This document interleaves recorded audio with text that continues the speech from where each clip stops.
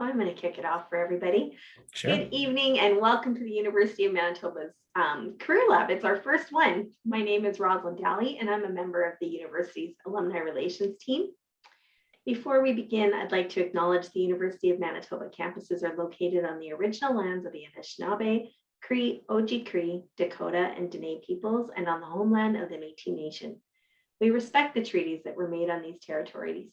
We acknowledge the harms and mistakes of the past, and we dedicate ourselves to move forward in partnership with Indigenous communities in a spirit of reconciliation and collaboration. Thank you for joining us. Before I introduce our presenter, I'd like to go over a few little housekeeping details. If you've participated in any of our virtual programming before, you know that we like to record them whenever we can. Our presenter has allowed us to do just that, so even though that we're watching live, you'll be able to refer to the presentation on our website, and we encourage you to share the recording with your friends and colleagues who might be interested in this evening's topic. We've allocated for an hour for the webinar, including time for questions and answers near the end. Should you have any questions throughout the presentation, we'll try our best to get to those as we go along, or we'll be sure to address them during the Q&A. Before we go any further, I should introduce you to our presenter today, Matt Purdey, a University of Manitoba Bachelor of Arts grad from the class of 2013. Matt is a career development practitioner and certified career and work-life strategist based here in Winnipeg. Through his work with nonprofits, post-secondary institutions, and private clients, Matt's helped over 1,500 job seekers, including students and recent grads, take control of their careers. Over the next hour, Matt is going to share some out-of-the-box job search strategies with us. Take it away, Matt. Awesome. Thanks so much, Rosalind. Good evening and welcome everybody to tonight's session. Thanks for taking time out of your night, out of your week to join me here tonight. I hope to make it an entertaining, engaging, and hopefully educational hour for you. I am just going to share my screen. Okay. So as Rosalind said, I am here tonight to talk to you all about outside the box job search strategies.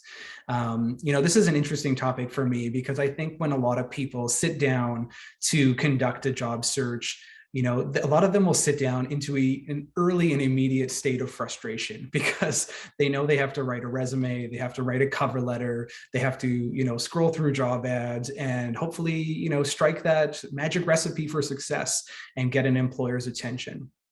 Hopefully over the next hour, I can sort of reveal all of the different strategies that are available to you outside of that 8.5 by 11-inch page that is your resume. So without further ado, let's dig in. Thank you for that wonderful introduction, Rosalind. I just wanted to, I have this slide here about introducing myself.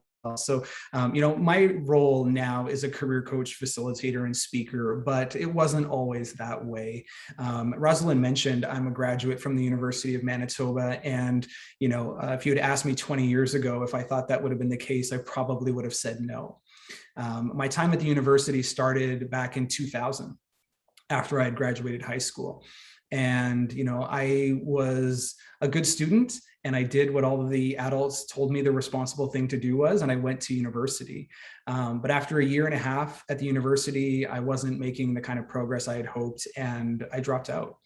I decided to leave not only university, but leave Winnipeg and leave Canada behind. I traveled the world for 10 years, mostly based out of Jakarta, Indonesia, but spent a lot of time exploring Southeast Asia. And it was during that time when I sort of matured into a young adult and found not exactly what I was looking for in terms of work, but certainly I found out a lot about my skills, my values, and the kind of worker I wanted to be. I eventually did return to Manitoba in 2012 and still, now in my early 30s and didn't know what I wanted to do. But I knew my strengths and I knew sort of how I wanted to apply them. The problem was I didn't know how to look for work. I had never really had to look for work. I was in school for a long time. I lucked out and landed a job abroad, and then everything else just sort of fell into my lap. So when I returned to Canada in my young adult years and needed to look for work, I really had no idea what to do.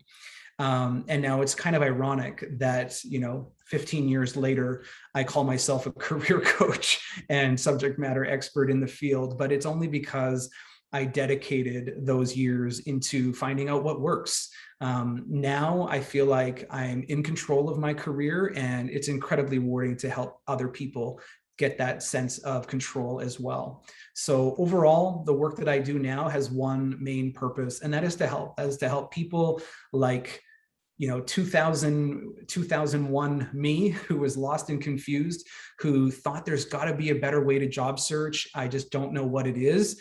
And so I'm here to help you guys. And I hope to do that over the next hour. Speaking of our plan for the next hour, I have 3 items on the agenda. The first one is I'm just going to talk a little bit about the difference between recruitment strategy and job search strategy, because this is an important distinction to make. And that will also lead into our second topic, outside the box job search strategies. And so here I'm going to focus on 5 different strategies that you can use to stand out in the hiring process. And then at the end of today's session, or we'll save some time at the end for some Q&A. So if you have any questions at any time, feel free to put them in the chat. I have that up on a screen here, and I'll do my best to get to them. Otherwise, you can save them until the end, and we'll definitely have time for them. Okay, so let's dive into our first topic, the difference between recruitment strategy and job search strategy. And before I do any sort of talking or sharing, I want to get a sense of what you already know, or how you might approach a job search. So my question to you is, if you were looking for work, where or how would you do it? I mean, what are the different ways that people can find work? Where can you find these opportunities?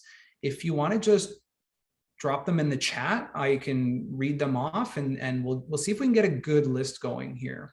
So I can see there's someone mentioned, yes, online, different job sites or job boards, sure. LinkedIn is up there. Job Bank, good, another example of an online job board. What else? What else? Outside of the job boards, what else could you do, or how else do people land work? Pray. I appreciate the honesty. Sure, we could do a little bit of that. Some company websites, Indeed. Okay. Oh, here we go. Networking. Good. So somebody mentioned that, right? Our contacts, our professional connections. Good. What else? What other sort of events or avenues do people use to land jobs?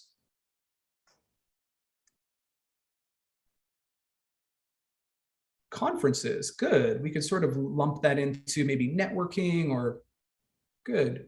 Career fairs, yes, absolutely. Career fairs are another opportunity to secure work. Good. I'm so glad nobody's written newspapers. That used to be an option, 20 years ago, but not so much anymore. Okay, we'll give it maybe 5 or 10 more seconds. Oh, okay. The online paper, sure. Okay, so we've got a decent list. Oh, there's one more, social media as well. So we've got a decent list here. And what I'm going to do is I want to reveal to you my list, and I'm going to reveal them to you in a certain manner. So let's pretend that we are a company and we need to hire somebody new. Okay. Maybe we've got a position or a vacancy that's just become available and we need to fill it. What are our options?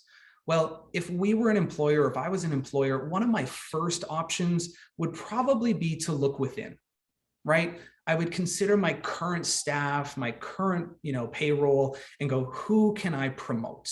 Who's ready for a little bit more responsibility? Now, if I can't find somebody that's ready to promote, then I might go to my network and I could say, I wonder if I know anybody that needs work, or I could recruit from another organization, somebody I know. And if that doesn't work, then I might go to my staff again and I'll say, hey, do you guys have any friends or contacts that are looking for work? Could you refer somebody to us? Right? I trust you. You're going to hopefully bring me somebody like you. So referrals can be an excellent source of candidates.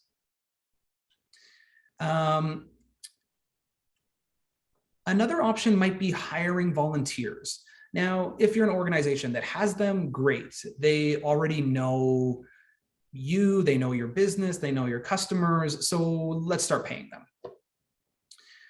And if that doesn't work, or if maybe we don't have volunteers, then I might go to an agency or a recruiter, or maybe my LinkedIn connections and say, okay, I wonder if there's anybody here that we could consider. Maybe I've worked with an agency in the past who found me a great candidate and they could, go to their talent pool and find another one. And if that doesn't work, well, we might go to a community organization or an employment center that has a large talent pool. Maybe we've worked with them in the past, or we know that they have a certain, maybe they serve a certain demographic and we're looking for those kind of employees. So we could work with them. And if that doesn't work, we might consider walk-ins, like people who just walk in and apply. They're here, they're ready. Let's talk to them. And if that doesn't work, maybe we would go to a job fair. And if our last resort might be online. Let's post the job online and, open the doors, open the gates, and see what comes in. So here you have a whole list, a wide variety of different job search and recruitment strategies. But I've presented them to you in a very specific order. Can anybody identify what that order is? Preferred order is correct. Preferred how, though? Could you expand on that a little bit?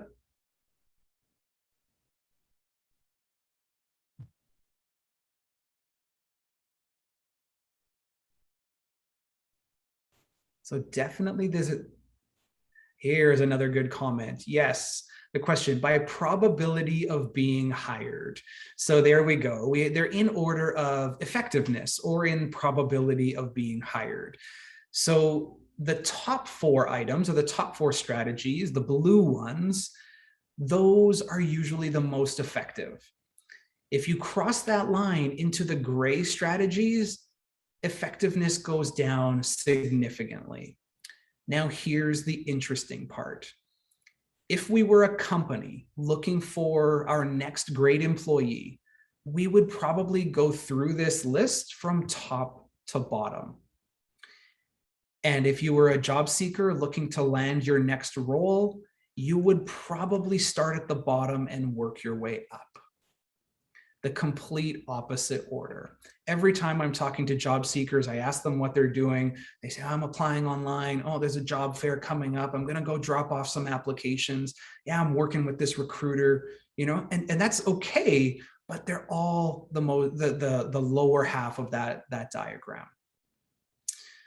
So really, this diagram depicts a really important, idea, and that is the difference between the hidden job market and the open job market. You've probably heard these terms before. If you haven't, then great. I'm glad that you're going to hear them now. But basically, the job market is all of the available jobs out there. And there's 2 parts. There's the hidden and the open.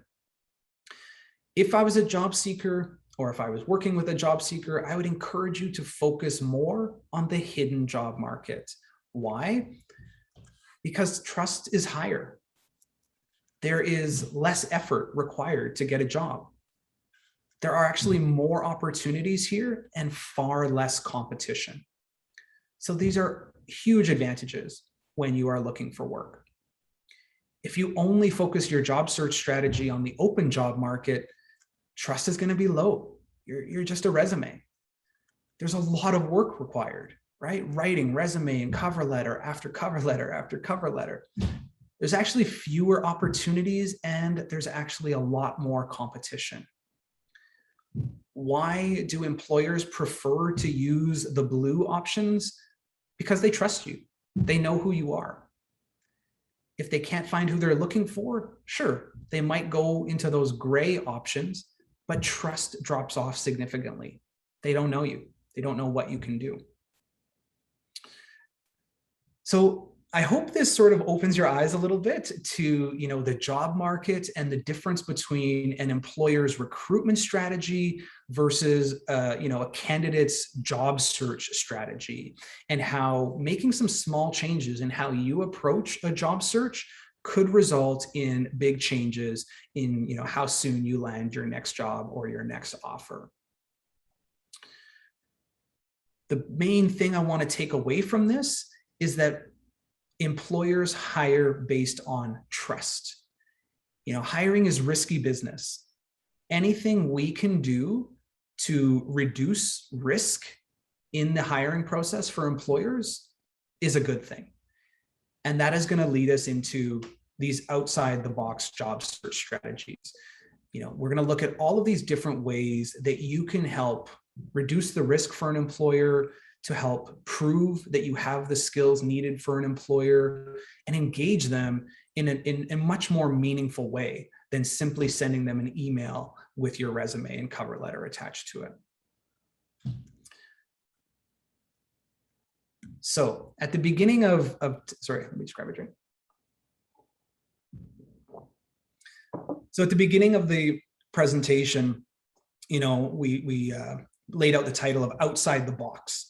And I don't just mean that these are creative job search strategies. What I'm trying to do is to encourage people to get outside of this 8.5 by 11-inch box that is your resume. Yes, resumes are still a part of the hiring process. I don't think they're going away anytime soon. But we are not limited to sending only a resume and cover letter. There are no rules about what you can and can't send an employer. So really, you are only limited by your own imagination, and anything you can do to provide extra value, extra support, extra evidence for your skills is worth considering. So we're going to break out of this.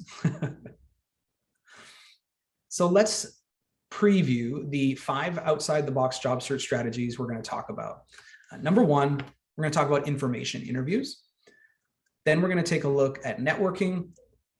Then we're going to look at social proof. Then we're going to talk about value projects. And finally, we'll talk about video. So let's dive into our first strategy, which is information interviews.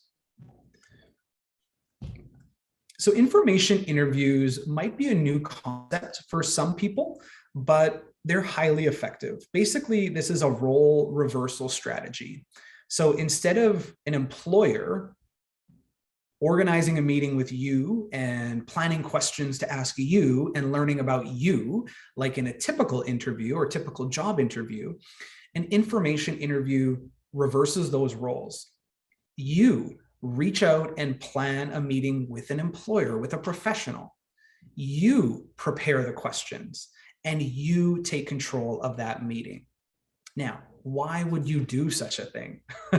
Well, the goal here is to learn, is to collect information about an opportunity, an employer, an industry, to get you more details, more awareness about what they are really looking for or what it takes to succeed. So there are several benefits to an information interview. Obviously, number 1 is gathering information. It's hard to conduct an effective job search when you don't know what you're looking for, you don't know what employers are looking for, you don't know how to meet their needs, you don't know how to speak their language. So conducting information interviews helps get you that information. And for a student or a recent graduate who has been focused on books and assignments and courses and presentations, I get it. Maybe you haven't had that much time to gather this information, but hopefully now you do, or at least you can invest a little bit more time in that. Once we've got all that information, now we can use it to write much, much better applications.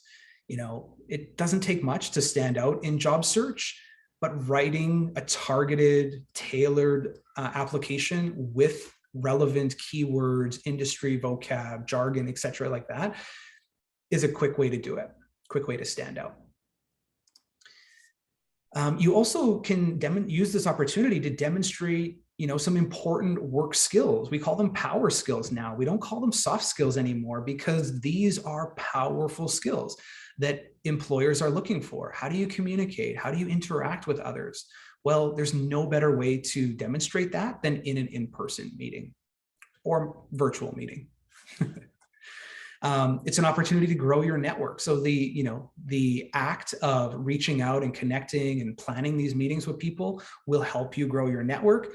And a little, pro tip: anytime you do an information interview, I would ask that person, do you have 2 more people that I could interview? And would you introduce me?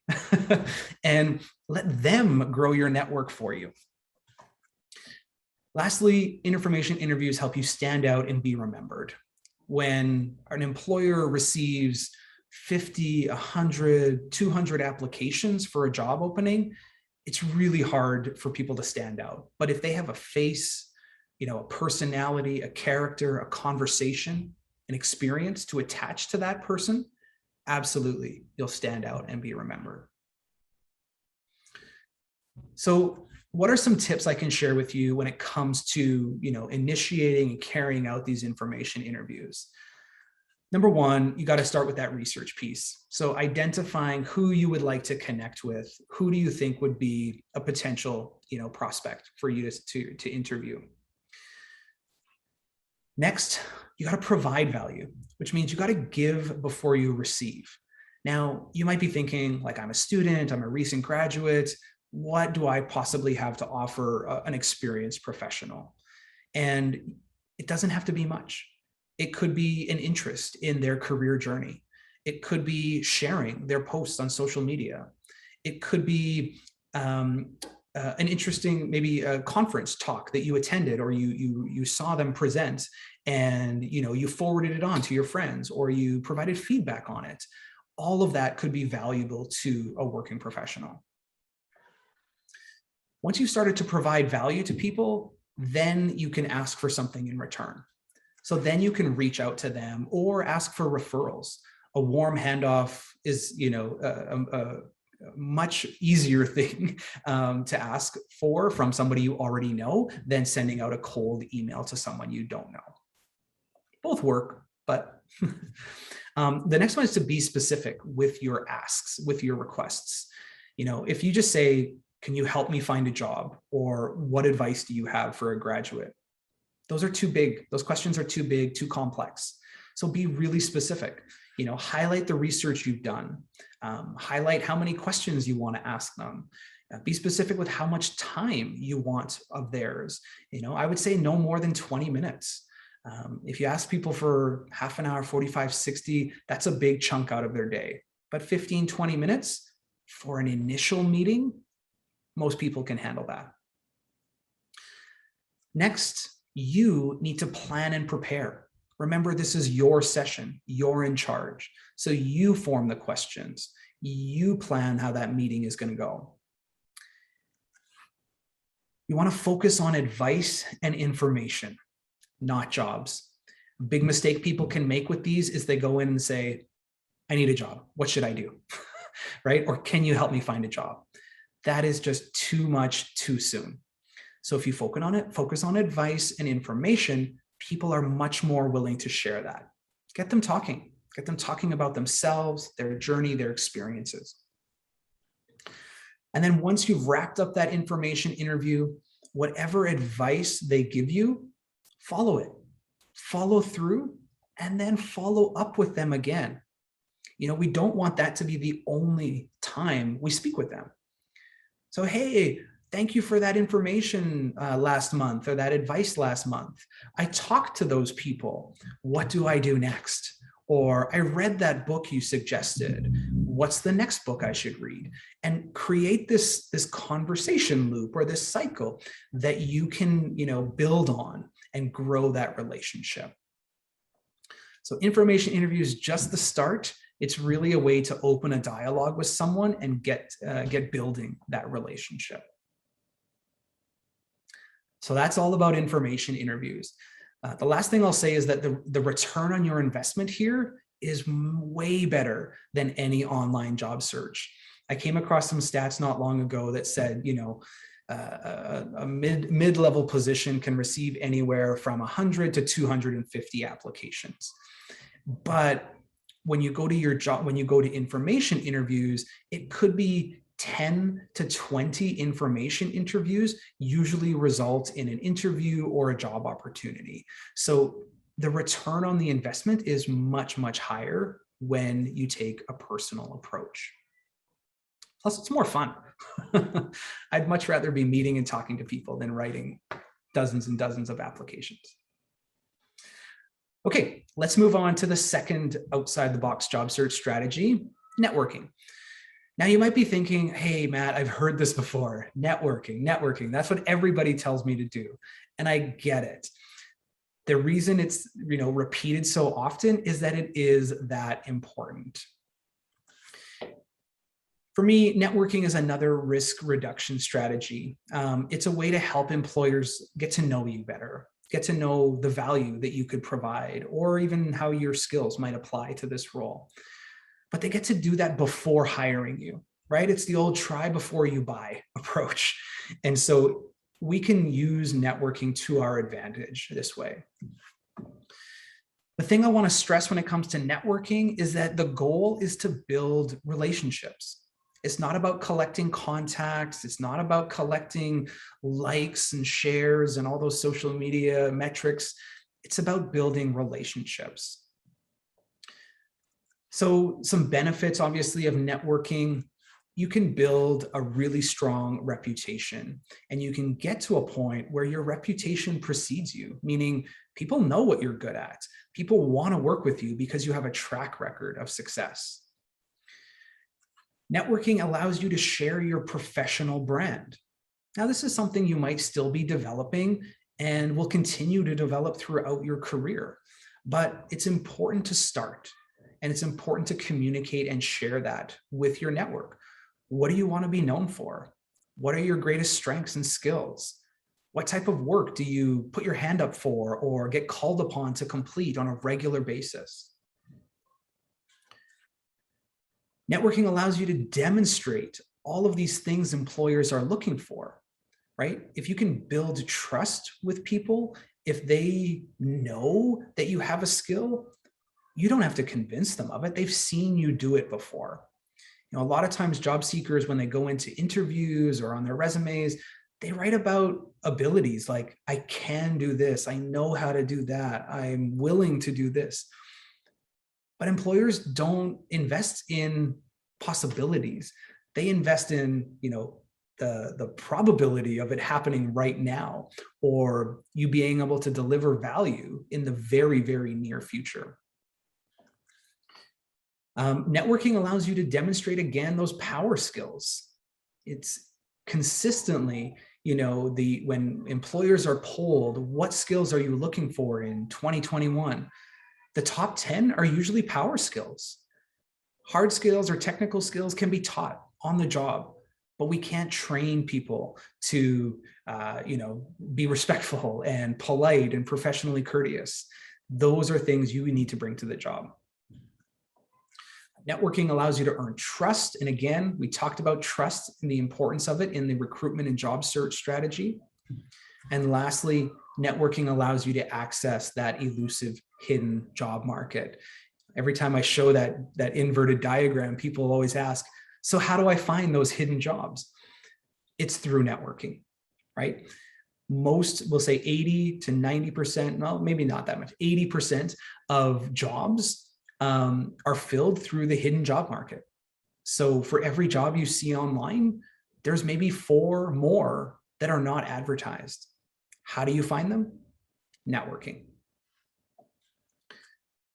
So a couple of tips when it comes to networking, and this is where I think most, articles or videos about networking maybe fall short, is that they say networking is important, but they don't always go into how to do it. So, one formula that I think is particularly useful and you should keep in mind is the 70-20-10 formula. So networking is a numbers game, but not in the way you might think. It's not about collecting the most contacts or having the most connections. It's about how you spend your time. Okay, so here are the numbers on how you should spend your time. 70% of the time, you should be giving help. You should be providing assistance. You should be acting as a resource for people. The more you give, the more people will want to give back. It's called reciprocity. People want to reciprocate that action back to you. So if you can focus your networking on sharing and giving and helping, that's when opportunities come back to you. 20% of your time you can spend marketing yourself. So, I took this course, I got this certificate, I completed this training, or I accomplished this task, this project. That's okay. You can still do that. But 20% of the time, people need to know what you're good at, but we don't want to come across as, braggy or boastful all the time. And the last one, 10% of the time, is where we ask for help. And this is where most people get it backwards, right? 70% of the time they're asking for help, and 10% of the time they're helping others. They're looking for that magic bullet or that single connection who can solve all their employment problems. And if you approach networking that way, transactional, it's not gonna work out. So see if you can adjust those numbers or follow those numbers, get closer to those numbers, and I think you'll have positive results. If I was to express networking as sort of a formula, I would say you need three things: value, people, and time. So when I talk about value, it's about paying attention, not seeking it, right? When you pay attention to what people want, you can provide value to them. And that might mean, hey, I know these two people that are both interested in this hobby, but they don't know each other. They would probably really like it to know each other. I'm going to introduce them. That's providing value to someone. Or, hey, I saw this job opportunity. It's not a good fit for me, but I know it's perfect for you. Check it out. That's providing value to people. So if you can get in the habit of paying attention and paying it forward, you'll be on the right track. When it comes to people, look at who you know, but don't just focus on those strong connections. A lot of times people will get stuck or strictly focus on who they know well. And I would encourage you to break out, consider the weak and dormant ties in your network as well. Weak ties, let me just quickly define them. Strong ties, people you know well. Weak ties, people you don't know that well. You've met them a few times, but really just an acquaintance. And dormant ties are people you used to know well, but it's been a long time and you haven't connected with them for a period. So reconnecting with them, rekindling that relationship would be a good first step. And lastly, you got to remember this is not an immediate return on your investment. Networking is something you'll probably do for the rest of your career, but if you got to think about it like a bank account, wherein we need to deposit social capital before we can make a withdrawal. If I just ask people to help me without doing anything in return, maybe my really strong connections will help, but it's got to be reciprocal. So invest in others before you make your ask. I see the question in the chat. Can you please explain how to network? Do you mean people in my profession? Yeah, I mean, anybody can be in your network. It could be people in your profession. It could be classmates, teachers, coaches, friends, people you meet at conferences, neighbors. There's really no limit to who can be in your network. Everybody has potential value there.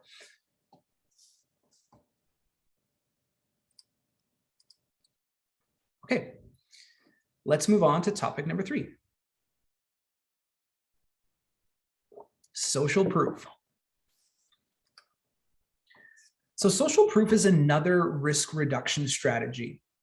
Earlier I said that hiring is risky business. And what I meant by that is, look, employers have to invest a lot of time and therefore a lot of money towards recruiting, onboarding, training new employees. And they have to pay your salary in full from day one. They do not get a discount because you are new. But you can help reduce their perception of risk through social proof. What that means is collecting, sharing, and showcasing work you're involved in, right? Again, that try before you buy. Think about, have you ever bought in a vehicle? You want to take it for a test drive before you invest a significant amount of money in it. And same goes with job search. Anytime you can provide some samples, some evidence, some demonstration of your skills, you are reducing the risk for the employer because they know what they're investing into. So the benefits of this, you get to provide samples of your work. Now, this is the great part because, as I said earlier, you're not limited to that resume and cover letter. Whatever you think reflects well on you or would help impress an employer, you can potentially share with a new employer. You get to showcase your accomplishments and your contributions. So it's one thing to make a statement on a resume, but it's another thing to have some artifact or some link or some article or some photo that actually substantiates what you claim on your resume. It's another way, another benefit is that you can collect public endorsements for your skills, which means other people vouch for you. They endorse what you're saying, right? And if you can sort of collect those from a wide variety of people or a few important people, that can go a lot.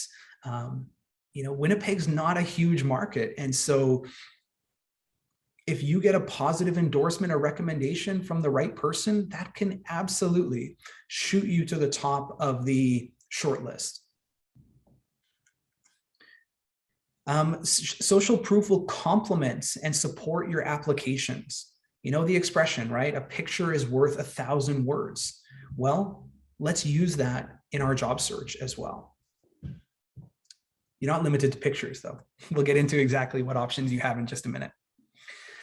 You can demonstrate involvement in the field, right? Employers want to know that this is not just a paycheck for you, that you are dedicated, committed, and involved in the field in different ways. So whether you're a member of a board or you volunteer at a different organization, or maybe you provide tutoring or mentoring services, like getting involved in the field and is an excellent example of social proof. And lastly, it's an opportunity to share a little bit more about who you are, share your values, your interests, personality, character, all of these things that employers are interested in and would love to know ahead of time, but don't get that through your resume. So some tips, and really what I have here are just options. So social proof is samples of your work, right? Public demonstrations of your skills, of your abilities. If your resume says that you have, that you're a creative marketer, great. Show me a creative marketing campaign you've worked on. Like that is the proof that I would be looking for. So what are some tips? Really what I have here are just different options you could use to provide proof to employers. It's a long list. Let me put everything up on there. Okay. So all of these are possibilities. Do you have to do everything here? No, absolutely not. but you could pick and choose a couple, and those would add significant value to your applications. So let's recap this. You send in your resume and cover letter, but maybe you send in a portfolio. Maybe you send in some statistics. Maybe you send in a link to your LinkedIn profile. Maybe you send in an article you've written. Maybe you send in some slides from a project you created. Maybe you create a video and send that in. There's no limits here. You can break out of that box and provide this social proof. Yeah, see in the chat here, GitHub profile, perfect example of proof. Good. So my advice here would be pick a format that you're comfortable in, right? If you don't like I like speaking, I like being on camera, so I might do video. But if you're not that way, you prefer to write it out, maybe an article or maybe a post or a blog would be more suitable for you. Play to your strengths. All right, so that will help us segue into our next section, value projects. So value projects are similar to social proof, but they are much more focused. They are a value sharing strategy that shows employers what you know about them and what you can do for them. So you can kind of think of this like a research project. The goal here is to provide value to an employer, a specific employer, no strings attached, which means you're giving this to them. Now, I know some people might be a little bit unsure about that. Like, what happens if they steal my idea and don't call me for an interview?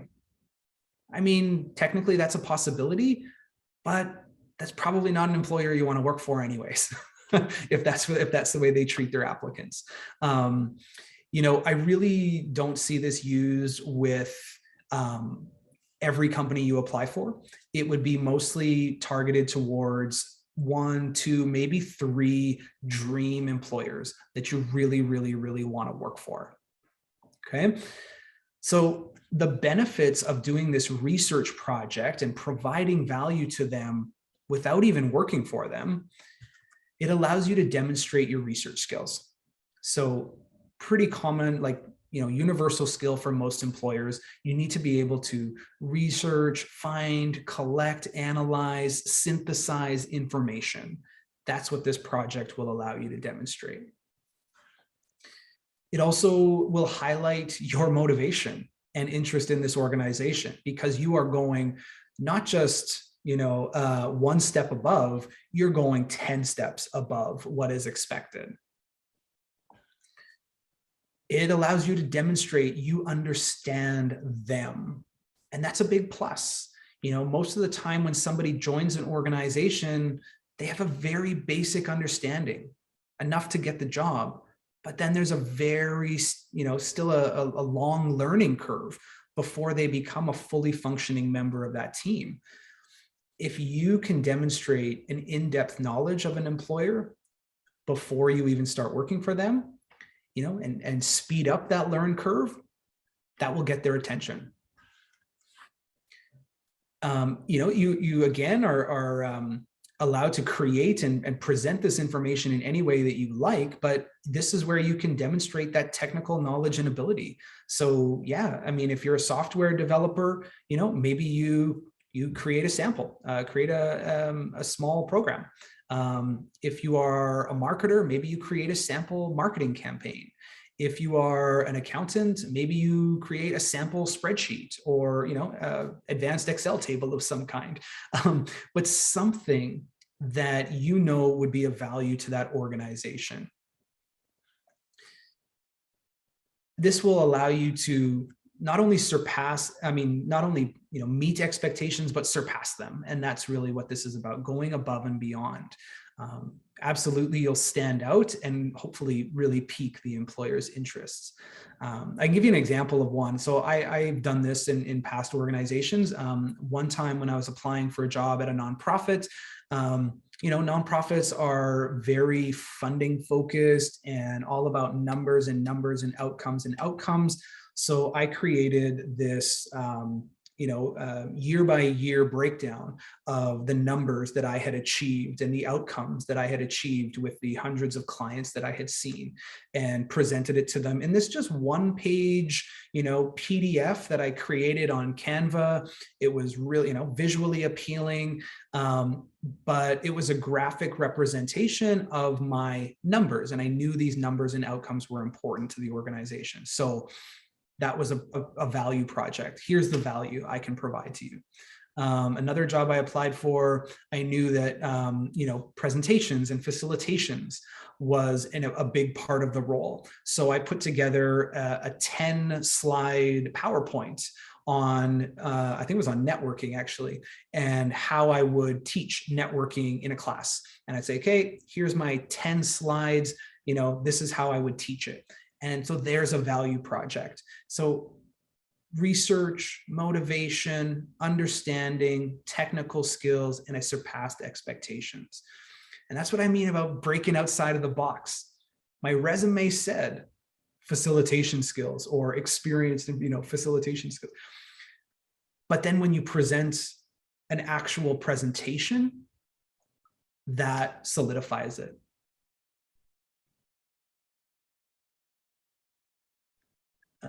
Okay, good. I think I cleared up all those questions in the chat. So some tips to use if you're going to go down this route of developing a value project. Number one, it starts with research. You got to know what the employer needs, what is important in the role. And so what I would do is just dig into the research as much as possible. Look on the company websites, go through their social media, read their reports, talk to your network, look them up in the news, see what they're working on, and identify a place or a piece that you can contribute. We need to understand their goals and anticipate their problems. So I'll give you another example of another one that I've used. So one of the last jobs that I applied for, it was during COVID, and I knew one of the challenges was delivering services remotely, or I anticipated that one of the challenges was going to be delivering services remotely. So, I talked about how I could deliver video presentations, I could record sessions, I could support job seekers via email, the Teams, Zoom, WebEx, and just really demonstrated the value that I could provide by to help them deliver services remotely. Once you've sort of got that information and you're starting to put it together, we want to target it towards a decision maker. So a hiring manager, a recruitment manager, a department head, a team lead, somebody that is going to see the value that you're providing. After that, we need to present it. So you present those ideas, those strategies, and those solutions, and you can do it in any way that you think works best. Like I said, whether that's a one-page PDF, a 10-page PowerPoint, or a link to a video or to a website, whatever demonstrates your skills and you're comfortable creating. So again, you're only limited by your imagination. Overall, it's about showing. Don't tell them. You want to show them the value that you can provide, not just tell them I can help you, but show them exactly how you can contribute to that organization. So yes, this takes a little bit of thought, a little bit of work, but I know that not many people are doing this. Those that do very quickly stand out and very often get called for at least an interview. I hope the wheels are spinning on your end. I hope you're getting ideas about what you could do in all of your respective fields. Okay, we're doing good for time. Let's talk about our last outside the box strategy, which is video.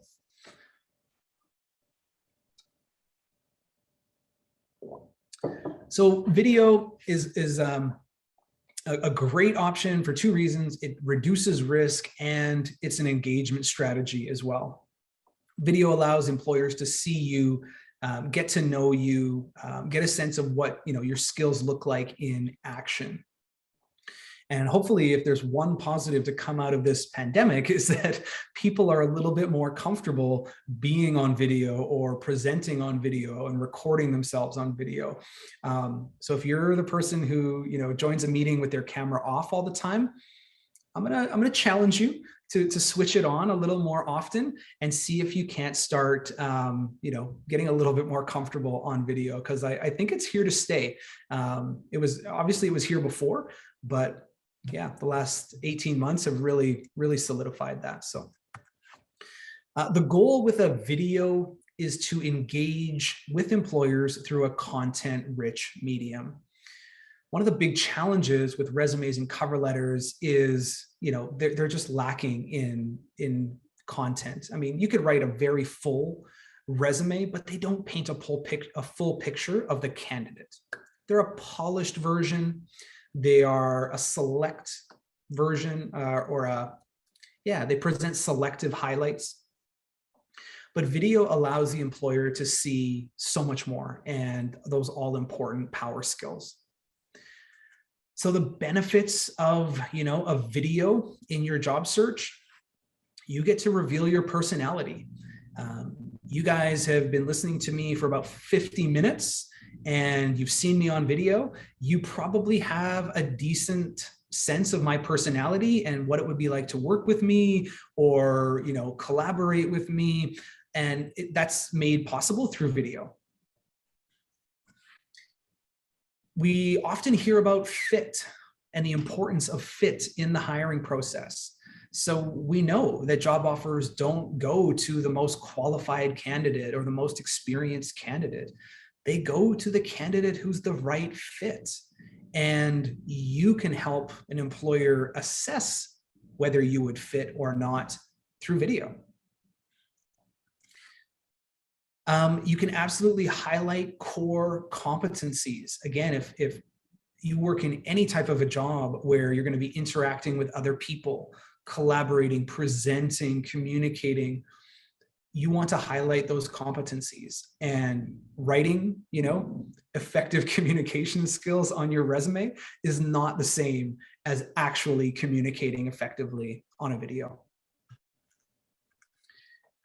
We have emphasized this, so exhibit those communication and interpersonal skills. We know they're required in every job, so let's bring those to the table right at the beginning. And one other benefit of this is you can build thought leadership, which means you can start to be viewed as a subject matter expert in your field.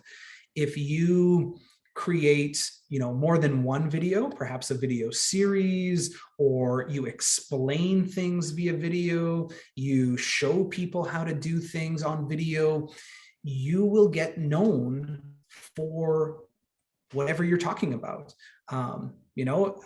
I have videos of me presenting job search strategies. So I'm known as I don't want to say thought leader, because I don't think thought leaders should ever call themselves thought leaders, but people know me for my ability to facilitate job search topics, job search strategies. So yeah, I mean, tons of benefits for video. And if I were to share some tips, again, not so much tips, but just ideas on what types of videos you might consider creating and using as part of your job search, maybe you create a video resume, 1 minute, 2-minute presentation of your profile, your experience, your education, and include that with your email. Yeah, I've attached my resume. Or if you'd like, watch this 1-minute video, this 2-minute video. Same with a cover letter. There's a lot of debate online about whether cover letters are dead. But a video cover letter is a much more engaging, more interesting way to do the same thing. Heck, if you wanted to write out your cover letter and then just record yourself reading it and send that link, I bet you'd get more responses than if you just attached the paper, the document, the electronic file. I'll just quickly put up some other options and then I'll get to that question in the chat. So, a video presentation of some kind, maybe you do a video series, part 1, part 2, part 3. That gives you something to work towards, and it allows the employer to see your range.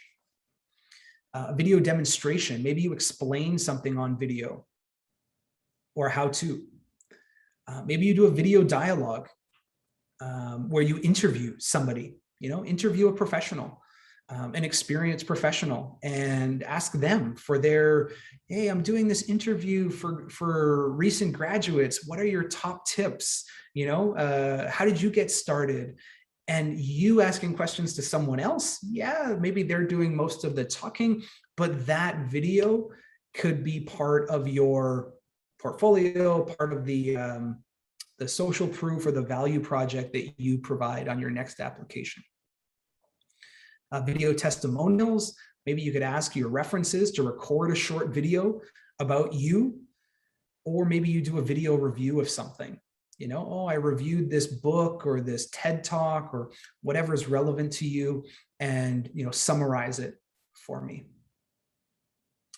The question in the chat there, and upload it to YouTube, definitely a possibility. Whatever means of sharing that video works for you. So you could upload to YouTube. You could do it on SharePoint, or any sort of cloud storage would work. You just have to send that link to people and make sure they can access it. Okay. So we're doing good, fairly good. That one got a little bit longer than I had expected, but that brings me to the end of my slides. And now I can certainly open it up to questions.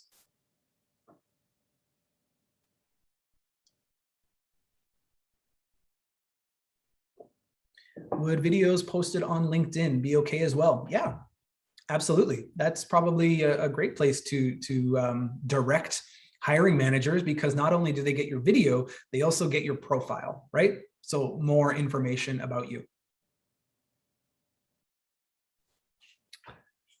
Can I explain networking again? That's a big topic. Networking is all about building relationships. Let me see if I can go back to the networking slide. How is it related to my profession? So this was the slide where I talked about networking. Your follow-up question there, how is it related to my profession? Well, employers in your profession want to, get to know you as much as possible before they consider hiring you. Employers like to hire people they know, people they trust, people they've heard about, people that have a track record or a good reputation. And so meeting, connecting, demonstrating all of your qualities to people in your industry will help keep you top of mind the next time they're looking to hire someone, right? So let's say my organization's looking to hire, a new position. I could go to the online applications and review 100 of them, or I could think about who's somebody I've met in the last 6 months or a year, or who's somebody I've seen on LinkedIn doing really cool stuff, who's somebody that my best friend recommended. And so it's about being in the conversation, so that opportunity will either find you, or that the next time you apply for somebody, people recognize, people know who you are a little bit more. If you're just a name on a paper, it's hard to stand out.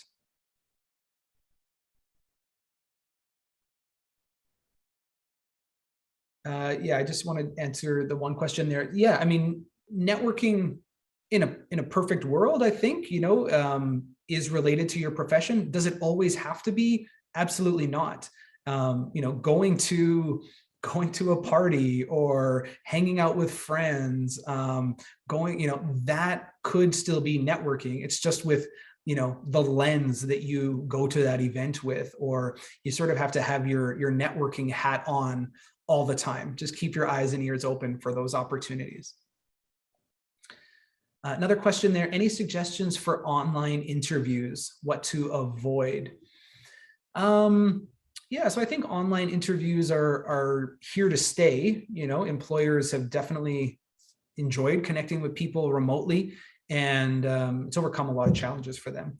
In terms of candidates and what you need to be mindful of, you prepare the same way that you would for an in-person interview.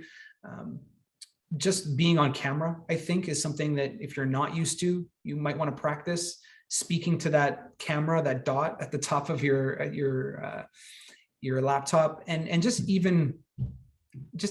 emphasizing and emoting a little bit more than you maybe normally would, because we want to make that connection with the employer as much as possible. What else? All the tech stuff. So, make sure you're familiar with the platform they're using. You've got a reliable internet connection, no distracting sounds or items in the background, things like that. But the main part of the interview, the questions and answers, you're going to prepare for that the same way. You're going to answer the questions the same way. So it's just a little bit of a different experience when you're not in the same room.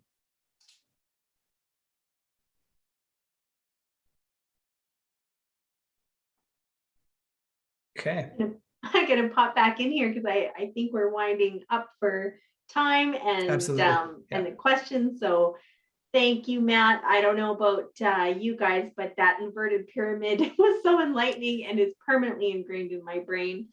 And thank you, everybody, for joining us and asking some great questions. Matt is actually returning on November 30th to build on what we learned today and share everything we need to know about creating online portfolios to showcase what you have to offer when it all can't fit into a cover letter and resume. So it'll build on what we've learned today.